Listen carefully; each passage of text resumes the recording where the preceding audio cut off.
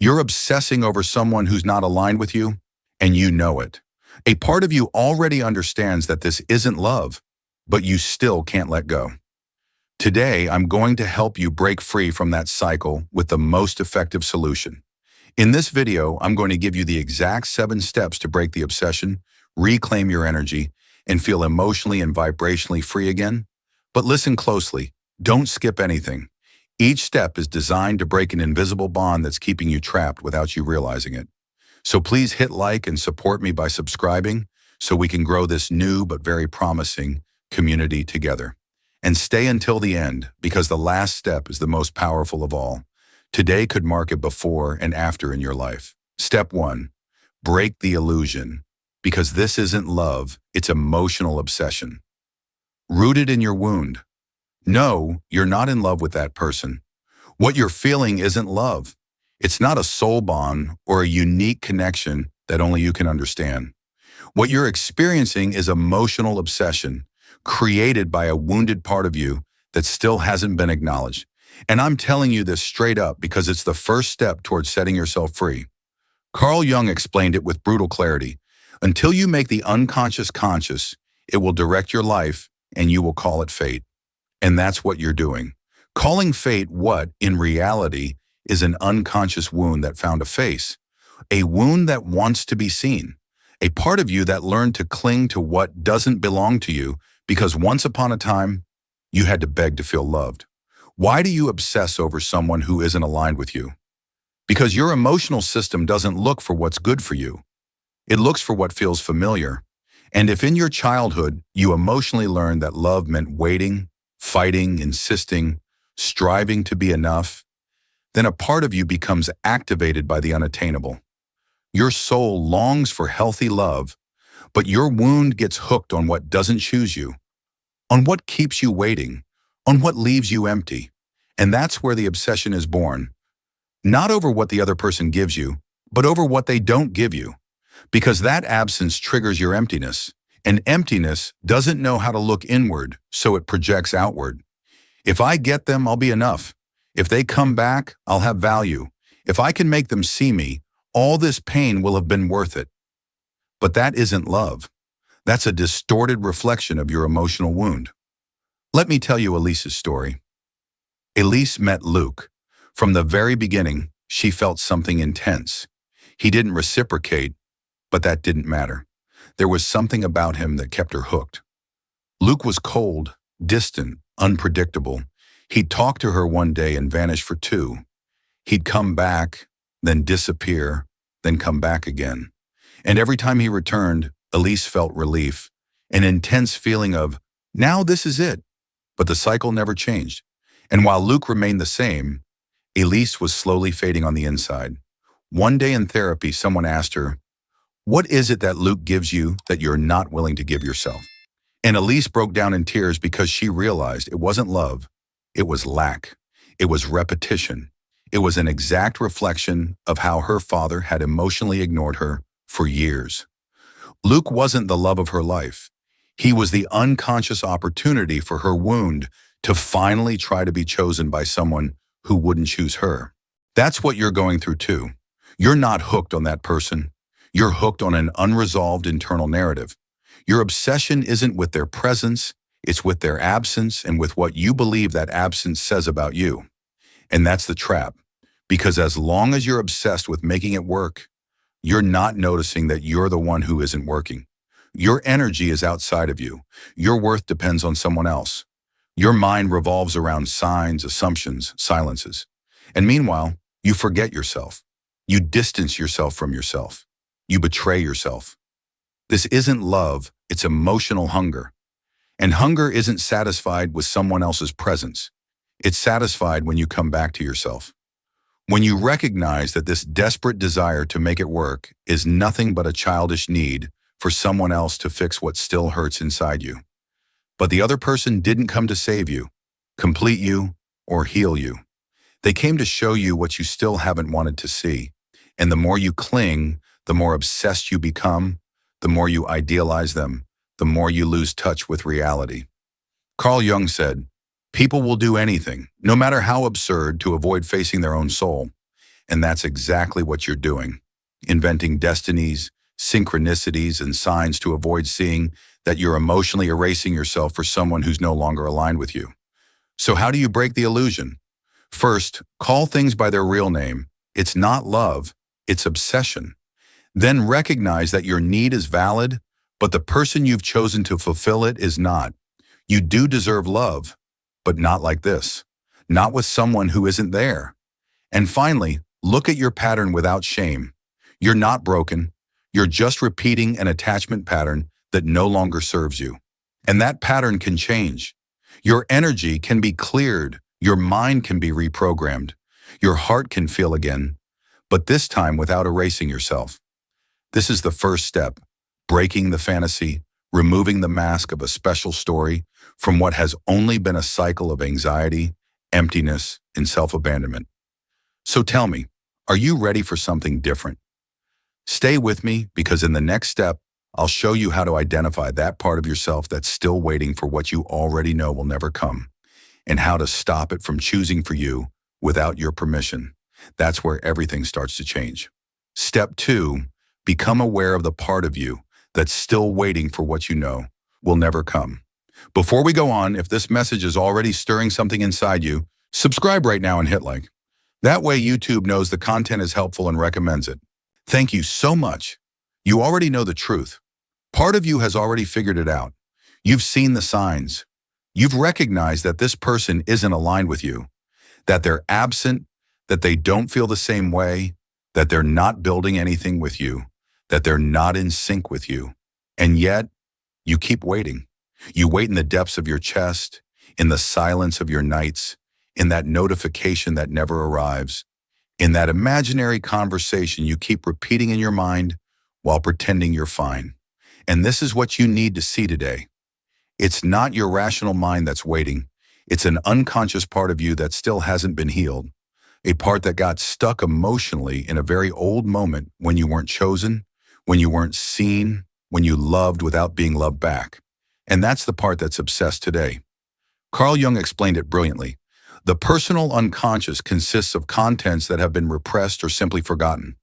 And that includes your deepest wounds, the ones you thought no longer hurt, the ones you hid behind a strong smile, the ones you normalized so much that now you don't even recognize them, but they're still there, and they're running your life. Do you know what part of you is still waiting? It's your inner child, the little girl who once desperately needed someone not to leave, and they left. The part of you who didn't know how to handle abandonment, rejection, or silence. And today, faced with an unreciprocated relationship, with intermittent attention, with a cold connection, that part becomes activated. It wakes up, it grows desperate, and it starts waiting. Because that part believes that if this time the person comes back, if this time someone changes for you, if this time you manage to make it work, then all the pain from the past will finally have meant something. Then at last, you'll be enough. But that logic is a trap, an emotional trap created by an unintegrated wound. Let me tell you Rachel's story. Rachel met Matt at a point in her life when she already knew what she wanted. She'd read about self-love. She was connected to her energy. She'd done healing work. But when Matt showed up, unpredictable, cold, elusive, something inside her broke. She couldn't let him go. She couldn't release him. Matt didn't choose her, but Rachel stayed. Until one day in a deep therapeutic process, she saw an image in her mind. Herself, 6 years old, sitting at the front door of her house waiting for her father to come home like he did every Friday, and he never came. In that moment, everything clicked. Rachel wasn't waiting for Matt. She was waiting for her father to come back. Matt was merely the face her wound had chosen to try to resolve what still hurt. And that's what you need to do today. Name that part of you that's still waiting. Stop denying it. Recognize it without shame. Because the obsession isn't in your present. It's rooted in an unresolved past that's being projected into your now. And that person you're obsessed with isn't the cause of your pain. They're the trigger, the catalyst. Carl Jung said, "What you deny submits you. What you accept transforms you. And as long as you keep denying that a part of you is waiting for the impossible, you'll stay trapped in a cycle that's wearing you out." How do you make this conscious? Close your eyes, connect with yourself, and ask, Who was I the first time I felt I had to try so hard for someone to stay? Write it down. Bring into the light all the moments in your life when you were the one who gave more, who waited, who loved alone, who dreamed of being chosen. Visualize that version of yourself, that little girl, that teenager, that woman, and look at her with compassion. Embrace her. Tell her what she always wanted to hear. You don't have to wait anymore. We don't need anyone to come back. I'm here now. This step is essential because if you don't bring that part into the light, she'll keep choosing for you. And you'll think you're making decisions, but it's really your wound behind the wheel. And as long as you don't recognize this, you'll keep choosing unbalanced relationships, people who don't choose you, stories where you're always waiting and the other person never fully arrives. Make that part conscious. Own it, but don't let it keep deciding for you, because you're no longer that version of yourself who needs to beg for love. You're awake now. You can see, and seeing is the beginning of your freedom. Stay with me, because in the next step, I'll show you how to break the link between their attention and your sense of self-worth, and that changes everything. Step 3. Separate your worth from their attention, or lack of it. Tell me if this sounds familiar. He doesn't text you for days and you feel small. He responds coldly and you wonder what you did wrong. He ignores you and you look in the mirror as though you somehow deserved it. And then the spiral begins. Maybe I should have been more understanding. Maybe if I'd acted differently, maybe I'm just not enough for him anymore. But today I need you to look this truth in the face. You are not worth less because he ignores you, and you are worth exactly the same on the day he couldn't stop reaching out. The problem has never been his attention. The problem is that you're using it as a measure of your worth, and you learned that long before you ever met him.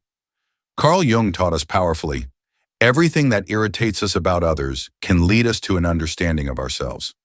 So ask yourself, why does it hurt so much that he doesn't see you? Why does it consume you that he's not around? Why does his emotional distance make you feel like less?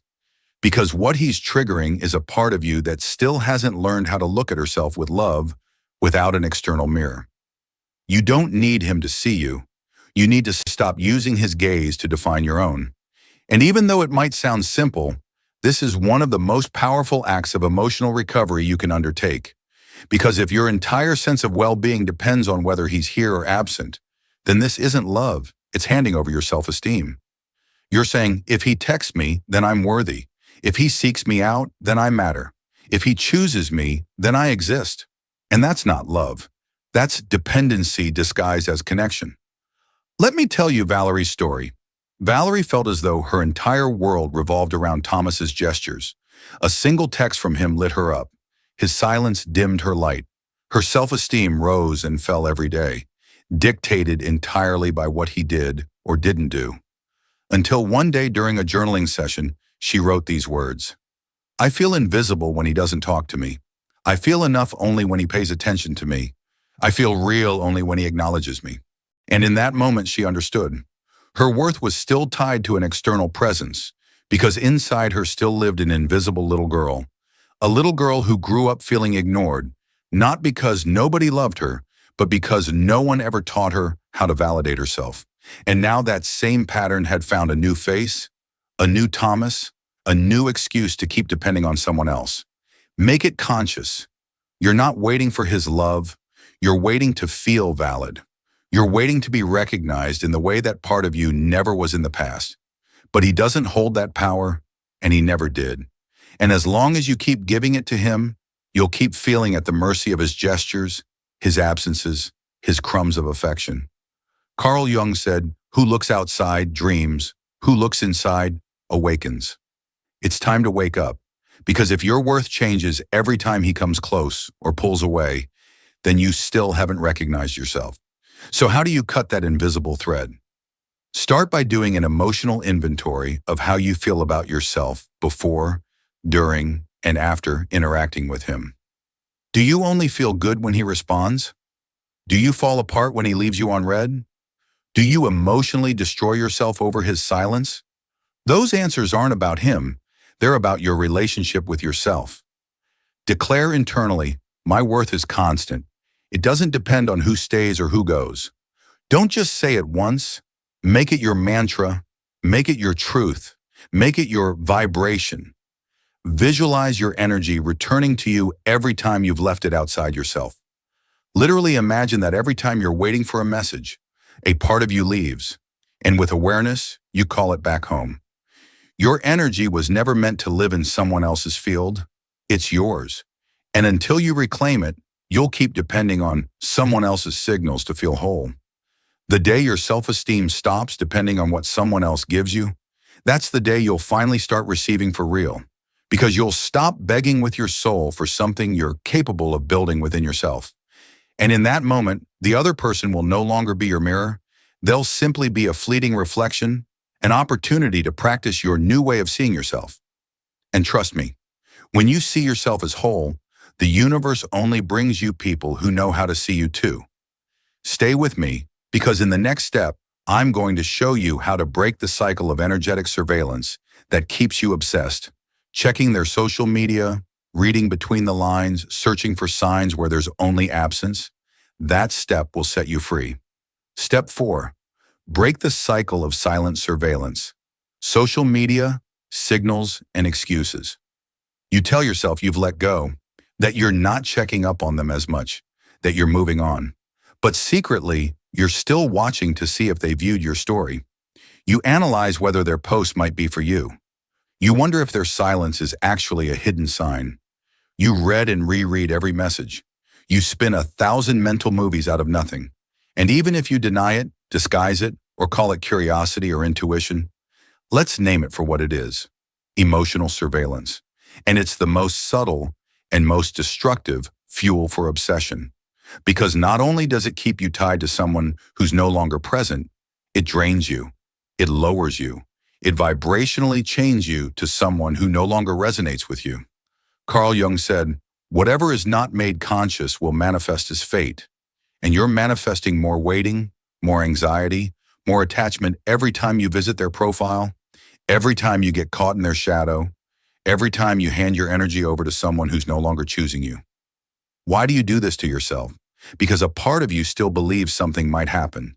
That maybe if they see your story, maybe if they feel you thinking about them, maybe if you linger quietly in the background, they'll come back. But they're not coming back. And if they did from that frequency, it wouldn't be real. Because true love doesn't come from surveillance. It comes from presence, from reciprocity, from clear choice. You weren't born to read invisible clues. You were born to live with your soul on fire.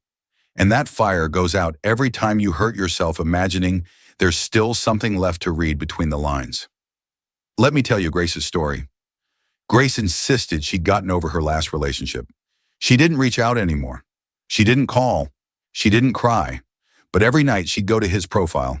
She'd check who commented, try to decipher whether his posts were indirect messages to her, look at what times he was online. And the next day she'd wake up anxious, empty, feeling like she hadn't moved forward at all. Until one day her therapist told her, "You're not moving on. You're just silently tied." That sentence exploded inside her because she realized her obsession wasn't invisible action. It was in the invisible act of still being present in the life of someone who was no longer present in hers. That's what you need to break today, the cycle of surveillance. Because every time you look at his social media, every time you stalk, every time you tell yourself, maybe he's thinking of me, you're giving away your energy, not to him, but to your wound. You're telling your unconscious, I'm still waiting. And as long as you're waiting, your field doesn't open. Your vibration doesn't rise.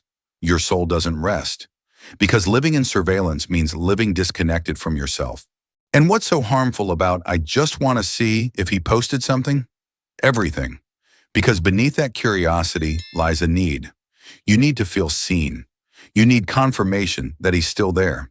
You need excuses to keep your story alive. But if you're hunting for signs, it's because reality already gave you the answer and you didn't want to accept it. So you fabricate another one, a version where he's still connected to you, where you're still present, where the bond still breathes, even if only in smoke. And that's not intuition. That's vibrational denial. So how do you cut this cycle? Do a real digital energetic cleanse. Stop following, delete easy access, mute if you have to, not because you hate, but because you're choosing to protect your field. Perform a conscious closing every time you feel the urge to check up on him. Close your eyes and say, I don't look outside, I look within. My energy returns to me. I no longer connect with what isn't aligned with me. Make it a decree, make it a ritual, anchor your attention in yourself. Every time you catch yourself checking his world, do something that brings you back to yours. Breathe, write, walk, dance, give thanks. Do whatever it takes to remind yourself that you are the center. This step is crucial because until you break the surveillance cycle, you'll remain obsessed, even if you're silent about it. And silent obsession consumes you far more than 1,000 spoken words. Break that bond. Remember that energy doesn't lie. If you're still present in the life of someone who's no longer present in yours, your field knows it, your soul knows it, and the universe knows it. And while your energy remains occupied, the new can't enter. Stay with me because in the next step, I'll show you how to redirect your mental, emotional, and spiritual energy back to yourself. That's when you stop waiting and start vibrating in alignment with yourself. Step 5, come back to yourself. Redirect your mental, emotional, and physical energy to your own field. Up until now, a huge part of your energy has been outside of you, poured into another person, into their silence, into their signals, into their movements, into the possibility of them coming back. And while you were doing all that, without realizing it, you were losing yourself. Because the more you connected to the other person, the less you were connected to yourself. And it shows. It shows in the anxiety you feel when there's no reply. It shows in the sadness when you wake up. It shows in the dim look in your eyes. It shows in your body, exhausted even when you've done nothing physical. It shows in your soul, which has been begging you for a long time to come home. Because this obsession isn't just mental, it's energetic. And today it's time for you to do something you may never have been taught, to stop orbiting around someone else and start coming back to yourself. Carl Jung said, your vision will become clear only when you can look into your own heart. And in order to look inside, you first have to recover everything you've given away. So where is your energy right now? In their last word, in the last conversation you can't seem to close, in the mental image of what could have been, in the projections about what might happen tomorrow. And while all that is happening out there, you're disconnected right here. You're not in the present. You're not in your body. You're not creating your reality. You're waiting, and waiting is a form of inner abandonment. Let me tell you Lily's story. Lily felt like she wasn't herself anymore since she'd pulled away from this person. She couldn't reconnect with anything. Not her habits, not her passions, not the energy she used to have. Everything revolved around what he was doing or not doing. Until one day in a therapy session, her therapist said to her, "You're not sad because you lost him. You're sad because you lost yourself in the attempt to make him stay." That sentence changed everything for her, because she realized that she didn't need to heal for love of him. She needed to come home to herself, and that shifted her entire field. So how do you do it? How do you come back to yourself? Start with something fundamental. Recover your energy. Picture this. Every time you think of him, every time you wait for something, every time you disconnect from yourself to keep him mentally close, a piece of your energy leaves. Your attention is your energy, and what you focus on expands. That's why the first step is to close the leaks. Close energetic cycles. Declare mentally and emotionally, my energy returns to me. I no longer hold on to what doesn't choose me. Today, I come back to myself. Make this a ritual every morning. Do it every time you find yourself drifting away. Keep doing it until you finally stay. Anchor your energy in the present. You don't need to do much. You just need to be. Walk without music. Breathe and feel your body. Look at your hands. Be present in your surroundings. Do simple tasks, but do them consciously. Because when you're inhabiting the present, you're reconnecting with yourself. Recover your small joys. Make a list of all the things that made you feel alive before this cycle started. That song that lit you up. that place where you felt peace, writing freely, without filters, dancing alone in your room, putting on your favorite lipstick, sitting in the sun. Bring those things back, not to distract yourself, but to remind yourself who you are, because you are not the empty version of yourself left behind after him. That's only a temporarily interrupted part of you. And you have the power to become yourself again. Cleanse your energetic field. This is vibrational work. Light some incense. Clear your physical spaces. Speak gratitude out loud. Bathe your body in salt water. Close cycles with fire if needed. Energy doesn't disappear on its own. It transforms when you direct it with intention. And when you clear your field, your soul finds space to come home. Replace repetitive thoughts with anchoring affirmations. Every time your mind starts circling back to that person, interrupt it, not with anger, but with compassion, and say, I no longer need to think about someone who isn't thinking about me. My mind is available only for what chooses me too. My energy stays with me. Today, I come back to myself. Repeat these phrases until they become your new vibration, your new home, your new reality. Carl Jung said, one does not become enlightened by imagining figures of light, but by making the darkness conscious. And your darkness right now is this. You lost yourself in someone else. You dimmed your light waiting, but now you're conscious. And if you're conscious, you're no longer lost. You're simply on the path back to yourself. And on that path, you don't need anyone to come rescue you. You only need to walk toward yourself and stay.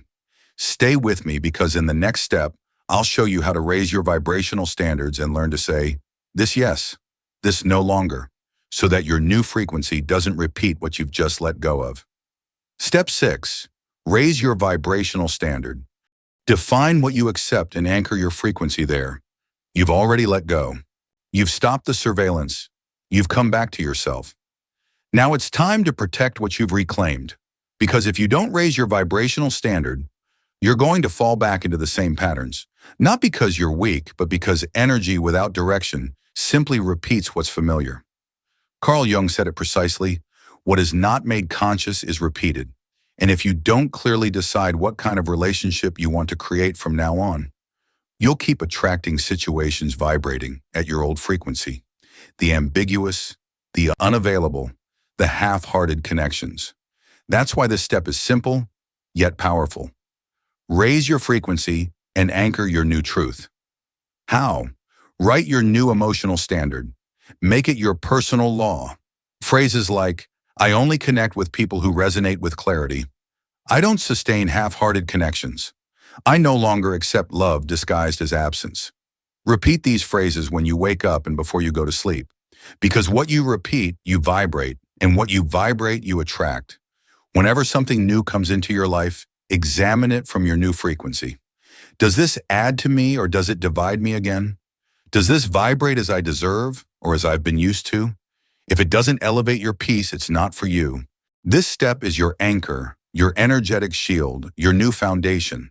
Because true detachment isn't just about not thinking of someone anymore. It's about refusing to accept what you used to call love when it was only shared lack. And starting today, you no longer share your energy with what doesn't sustain you.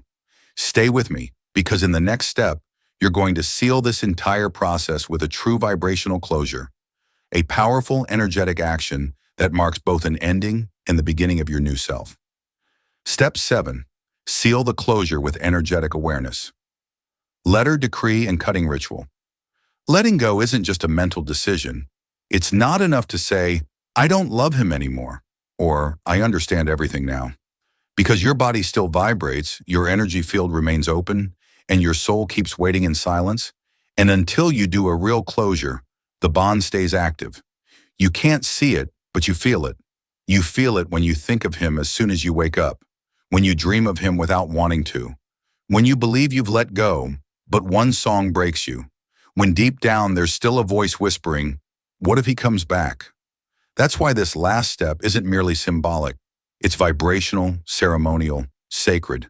Because you need something that tells your mind, your body, and your energy, it's over, not out of resentment, but out of love for yourself.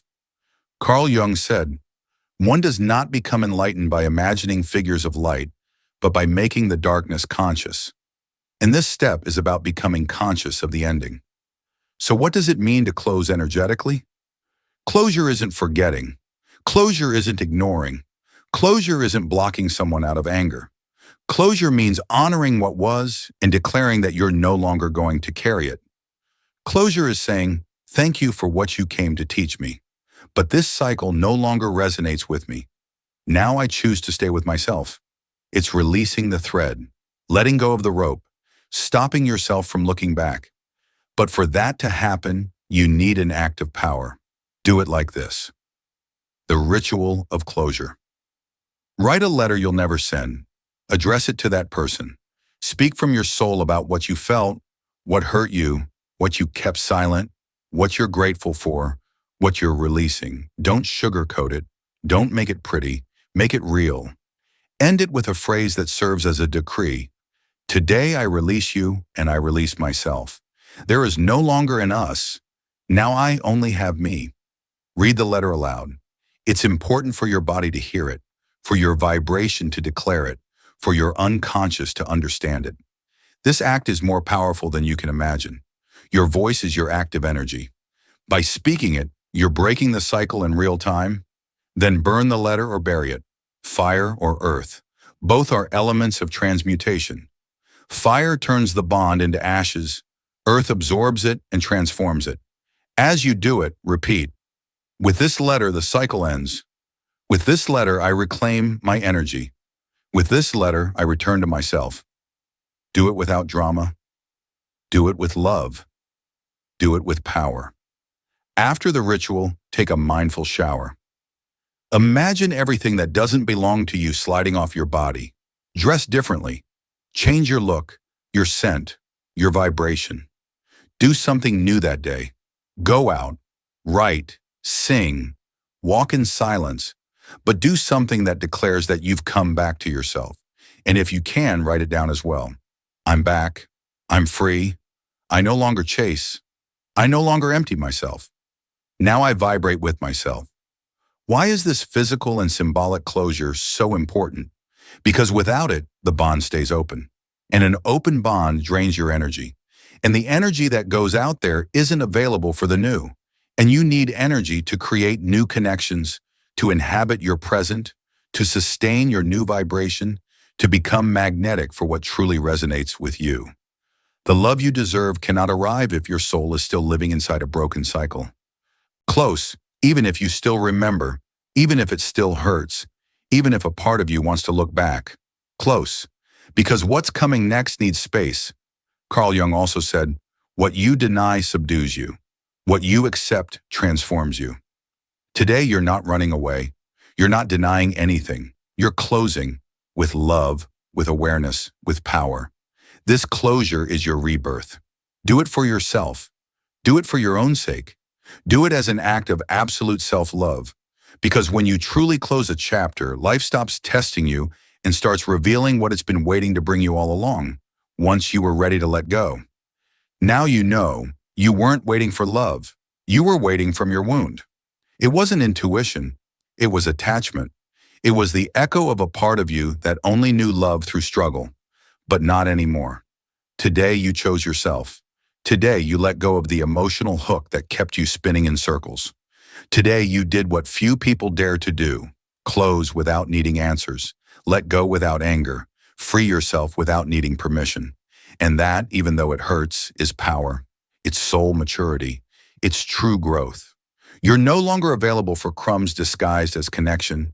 You're no longer waiting for someone to see you because you finally see yourself. Today, your energy no longer chases. Today, your soul no longer stays where it's not chosen. Today, your self-love is your new magnet. And to seal this transformation in your vibration, your body, and your mind, write it in the comments right now as a decree. I no longer wait. I no longer empty myself. Today, I choose me. Make it yours. Make it real. Make it sacred. Because what's coming next has nothing to do with what you've let go of, and everything to do with what you're finally ready to receive. If this message resonated in your soul, it's time to take the next step. Subscribe right now to keep raising your vibration with every new video. Give this content a like so more souls can hear what has freed you today. Share this video with someone you know who also needs to let go in order to heal. And of course, leave your declaration in the comments so this message is sealed into your energy. But above all, don't leave just yet. There's so much more waiting for you. Dive into the other videos here on the channel and keep expanding your energy and your power. I'll see you in the next video.